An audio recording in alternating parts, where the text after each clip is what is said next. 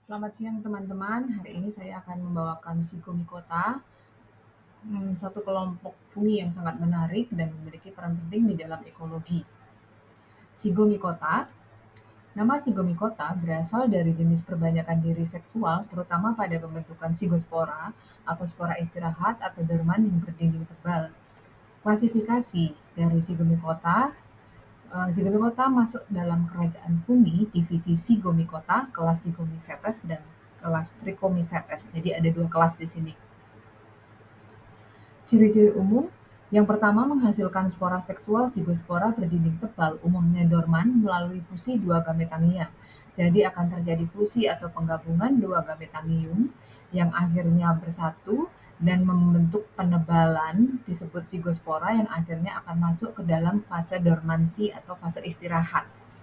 Yang kedua, spora aseksual yaitu sporangiospora atau conidia. Jadi akan dihasilkan dua dari sporangiospora itu akan menghasilkan spora, sedangkan conidia itu dihasilkan oleh conidiofor. Di sini tipe sporangium ada 4 tipe, yaitu sporangium sejati, ukurannya besar, mengandung banyak spora, dan memiliki kolumela. Kolumela sendiri adalah pangkal atau pusat skolus, dan skolus sendiri adalah struktur yang sangat penting di dalam pembentukan spora. Contoh dari sporangium sejati adalah pada Pilobolus spesies dan juga Gilbertella persicaria. Ciri umum berikutnya, sporangiola, yaitu ukuran lebih kecil dari sporangium, mengandung sedikit spora dan tidak memiliki kolumela. Di sini pada spesies Thamnidium elegans. Sporangium monospora, sporangium hanya mengandung satu spora saja, contohnya pada Benjaminiella oitracii. Ciri umum berikutnya Morasporangium. Sporangium membentuk kantong yang mengandung 10 hingga 15 spora. Contohnya pada Syncephalastrum racemosum. Jadi ini ada tipe pembungkaannya racemus, mungkin jadi terbentuknya mekar seperti bunga.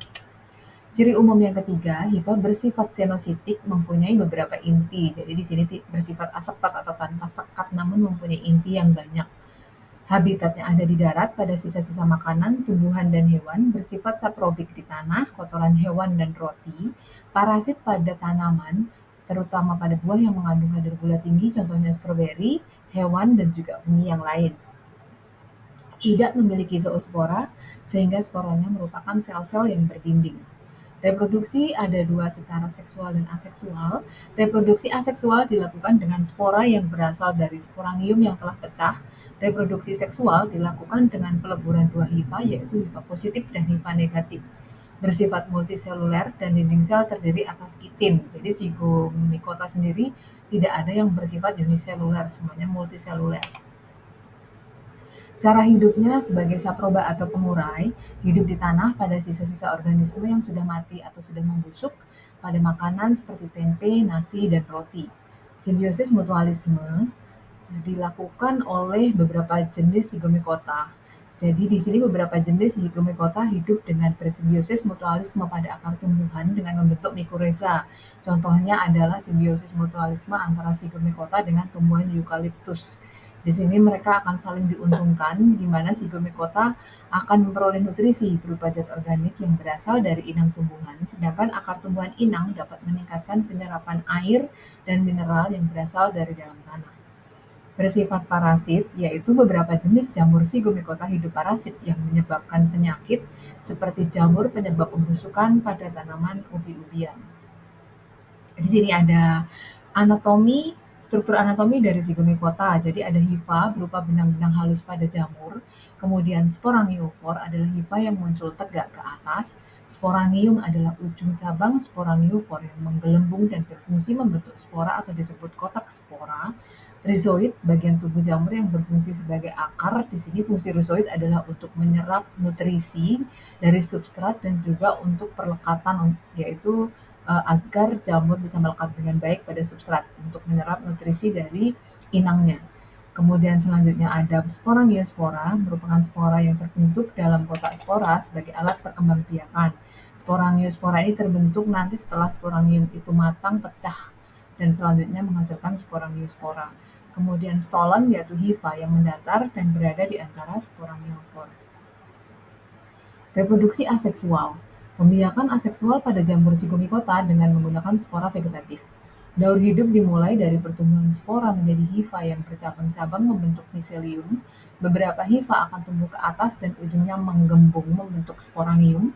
Sporangium yang masak berwarna hitam, kemudian pecah dan spora tersebar. Spora yang jatuh di tempat yang sesuai akan tumbuh membentuk miselium baru. Reproduksi seksual dimulai dengan dua ujung hifa berbeda yang bersatu atau bersentuhan, yaitu hifa positif dan hifa negatif, di mana kedua ujung hifa menggelembung membentuk gametangium yang terdapat banyak inti haploid. Kemudian inti haploid gametangium positif dan negatif melebur membentuk sigosporangium yang diploid. Di sini ukuran sigosporangium bertambah besar dan memasuki masa dormansi. Kemudian sigosporangium berkecambah di ujung sporangiofor membentuk sporangium. Di dalam sigosporangium terjadi meiosis dan menghasilkan spora haploid. Spora haploid keluar, jika jatuh di tempat yang sesuai akan tumbuh menjadi hifa. Di sini siklus hidup. Jadi ada siklus hidup seksual dan aseksual seperti dijelaskan di depan tadi. Di reproduksi aseksual dimulai dari sporangiospora yang terbentuk dari sporangium yang sudah matang dan pecah, akhirnya terjadi germinasi atau perkecambahan membentuk miselium, akhirnya terbentuk hifa, kemudian hifa ujungnya matang membentuk sporangium, matang akhirnya pecah menghasilkan sporangia dan sporangiospora, dan sporangiospora tersebut kembali ke dalam daur hidup fungi secara aseksual. Pada reproduksi seksual diawali dengan terbentuknya sporangiospora dari sporangium yang matang, terjadi germinasi, membentuk miselium. Di sini ada miselium positif dan negatif yang akhirnya akan melakukan fusi atau penggabungan. Terjadi plasmogami di mana cairan atau plasma dari gametangia positif dan negatif bersatu, namun intinya belum. Jadi terbentuk yang sigosporangium di sini bersifat heterokaryotik, di mana sudah bersatu gametangia positif dan negatif tadi, namun intinya masih ada pada masing-masing gametangia, sehingga terbentuk sebuah sigospora atau penebalan yang bersifat dorman tadi, dan selama proses dormansi ini terjadi namanya proses karyogami, yaitu penyatuan inti atau nukleus, dan akan dihasilkan sel yang bersifat diploid atau 2N. Selanjutnya, sel yang bersifat diploid ini akan mengalami pembelahan meiosis dan menghasilkan sel bersifat haploid yang akan masuk dan matang dalam sporangium dan akhirnya pecah menghasilkan sporangiospora. Di sini sporangiospora yang dihasilkan akan kembali ke dalam daur hidup jamur seperti awal tadi. Siklus hidup di sini sama dengan yang dijelaskan di depan tadi, di mana siklus hidup zygomicota yang pertama adalah reproduksi yang menghasilkan sigospora. Namun pada proses reproduksi yang dilakukan secara aseksual, spora yang dihasilkan dari sporangia zygomicota membelah secara mitosis. Artinya, spora zygomicota bersifat haploid dan hanya memiliki setengah dari keseluruhan kromosom. Selanjutnya mengalami proses tumbuhnya kecambah atau germinasi. Bila spora sudah matang, maka akan tiba menyebar terbawa angin. Bila spora menemukan habitat yang cocok, maka tumbuh menjadi hifa baru. Ketika kondisi lingkungan tidak menguntungkan untuk berkecambah, zygomicota dapat melakukan reproduksi seksual atau generatif, maka akan ada proses seksual yang terjadi antara ujung hifa positif dan hifa negatif melalui sentuhan. Hifa kemudian akan menggembung dan membentuk progametangium dan lanjut menjadi gametangium. Gametangium akan menghasilkan zigospora dan tumbuh melanjutkan daur hidupnya. Klasifikasinya terdiri dari dua kelas, yaitu kelas Zygomycetes dan Trichomycetes. Dalam kelas Zygomycetes ini ada kapang roti dan fly fungi. Pada Trichomycetes ini struktur mirip Zygospora. Dari kelas Zygomycetes ada pertama Ordo Mucorales, umumnya saprobik, tapi juga bersifat parasit lemah pada bunga dan buah. Di sini bisa menginfeksi bunga dan buah namun tidak bersifat patogen, namun itu akan merugikan. Yang kedua, talus jamur ini berupa miselium yang lebat, hifa berinti banyak atau senosit, asepat kecuali pada batas alat perkembangbiakan. Beberapa spesies menghasilkan rhizoid, memiliki stolon columella pada ujung sporangiofornya. Perkembangbiakan aseksual dengan sporangiospora tak berflagel atau aplanospora dalam sporangium. Perkembangbiakan seksual dengan kopulasi gametangia. Berikut contoh dari famili Mucoraceae. Mucor-on-Pitch yang gambar paling kiri, kemudian di tengah ada Rhizopus atau black bread mold, dan paling kanan ada Rhizopus species. Jadi Rhizopus ini ditandai biasanya dengan warna hitam pada substrat, di mana Rhizopus ini hidup. Berikutnya ada famili Phylobolaceae, hidup pada kotoran hewan herbivora, bersifat fototropik, di mana spora akan dilepaskan ke arah cahaya, jadi sangat sensitif dengan cahaya.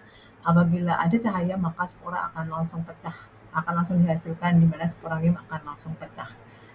Di sebelah kiri ada anatomi dari Phylobolaceae, paling atas berwarna hitam itu sporangium, dan di bawahnya itu ada columella.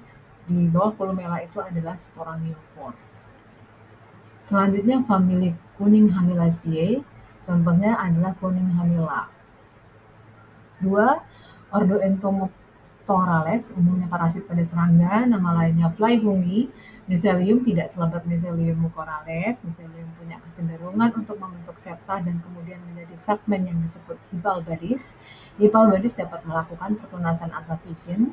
Pada ujung Hypalbadis dibentuk conidiofor dengan conidia di atasnya. Reproduksi seksual dengan kopulasi Hypalbadis yang bertindak sebagai gametamnia.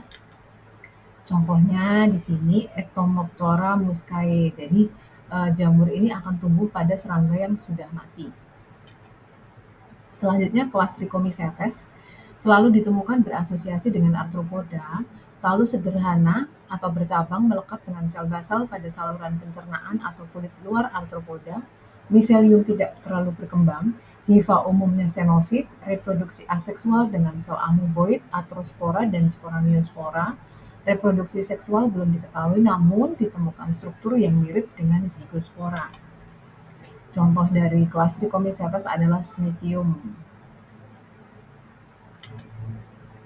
Peran positifnya bagi kehidupan, Rhizopus oryzae dan Rhizopus oligosporus sebagai jamur pada pembuatan tempe, Mucor muscedo sebagai pengurai kotoran hewan, Mucor racemosus sebagai jamur untuk membuat sufu.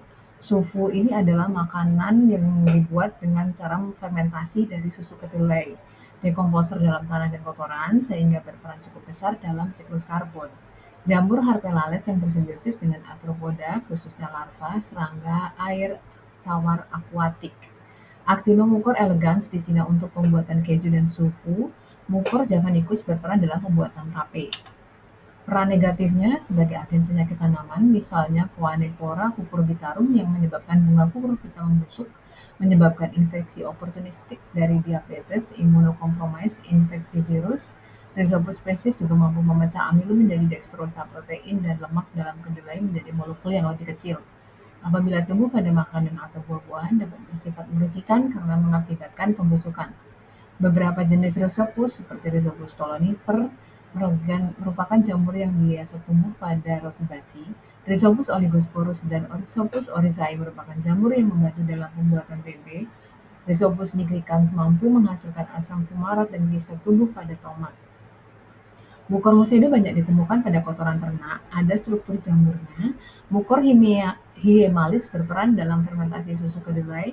Phyllobolus hidup pada kotoran hewan yang telah terdekomposisi. Beauveria bassiana berperan sebagai parasit pada wereng. Metarhizium anisopliae berperan dalam mengendalikan kumbang Colorado. Di sini ada beberapa contoh. Yang sebelah kiri adalah Rhizopus stolonifer. Ini merupakan preparat pengecatan. Dan Rhizopus stolonifer ini bila tumbuh pada makanan atau buah-buahan dapat bersifat merugikan karena akan mengakibatkan pembusukan. Yang sebelah kanan ada Mucor muscedo, ini banyak ditemukan pada kotoran hewan ternak, dan struktur jamur mucor antara sporangium dan sporangiofornya dipisahkan oleh sekat menonjol yang disebut dengan columella. Berikutnya sebelah kiri ada Mucor hyemalis berperan dalam fermentasi susu kedelai atau pembuatan sufu. Kemudian ada Phyllobolus yang hidup pada kotoran hewan yang telah terdekomposisi, dan sebelah kanan ada Beauveria bassiana berperan sebagai parasit pada wereng. Yang terakhir ada Metarhizium anisopliae yang berperan dalam mengendalikan kumbang Colorado. Terima kasih teman-teman, semoga bermanfaat.